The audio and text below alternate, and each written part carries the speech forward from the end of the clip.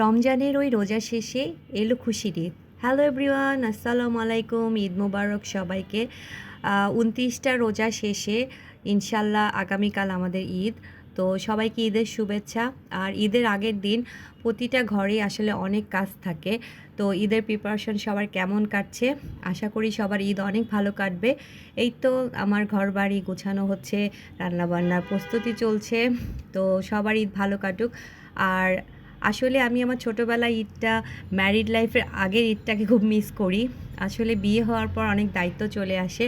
তো আসলে প্রতিটা বাবা মা সব সন্তানের জন্য অনেক কষ্ট করে। আর আমার হাজব্যান্ডও আমাকে অনেক হেল্প করে। তো সবাই ভালো থাকবেন, সবার ঈদ অনেক সুন্দর কাটুক। আর সবাই সবার পরিবারের সাথে ঈদের দিনটাকে সুন্দরভাবে মজা করুন, উপভোগ করুন। তো সবাইকে আমার বাসায় ঈদের দাওয়াত রইল। সবার ঈদ মোবারক। অনস অ্যাগেইন। আল্লাহ হাফেজ। আসসালামু আলাইকুম।